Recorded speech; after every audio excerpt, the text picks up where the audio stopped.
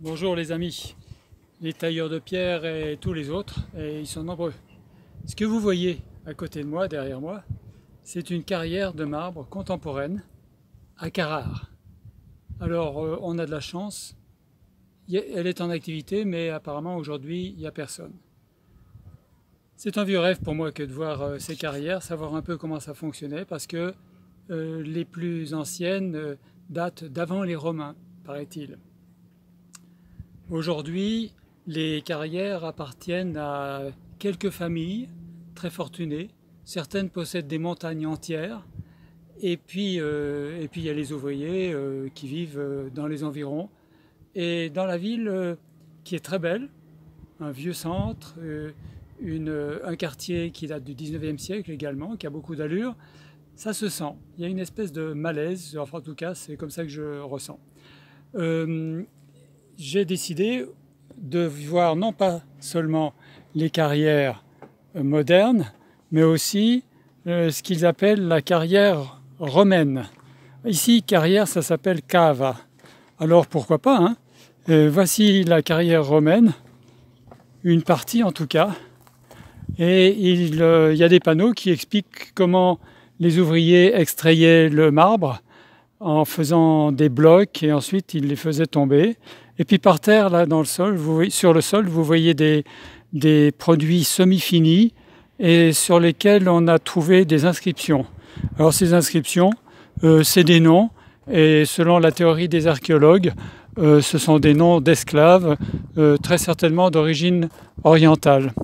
On a redécouvert ça grâce aux détritus en réalité, parce que quand une carrière était en exploitation, eh bien, il y a des déchets et puis ça remplit là où on a déjà extrait du marbre.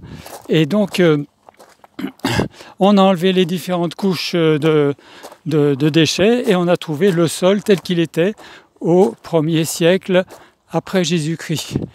Ce qui est intéressant aussi, c'est que quand ils avaient extrait le bloc, eh bien, on utilisait la pente et on faisait glisser le marbre sur une espèce de traîneau qu'on retenait avec des cordes. Et ensuite, on embarquait le marbre sur des bateaux grâce à ce système de palans et de monte-charge. Toute la montagne est constellée d'endroits où il y a des zones toutes blanches. Regardez là-haut, ici. Et puis, je termine en vous montrant celui-ci qui est assez spectaculaire. On va pas se dépêcher ici. En voilà une autre, vous voyez. C'est assez impressionnant. En fait, les blocs de marbre utilisés pour l'art, c'est une infime partie du chiffre d'affaires. L'essentiel est une activité industrielle et le bâtiment. Et regardez cette carrière, tout en haut on dirait un château, non, c'est un filon de marbre qu'on est en train d'exploiter jusqu'au sommet de la montagne. Voilà, encore une carrière ici sur le côté gauche. Je suis content de vous avoir partagé ça, j'espère que ça vous a intéressé. Venez visiter Carrare, c'est pas si facile que ça, mais je suis content d'être venu. Alors, continuez à donner des notes.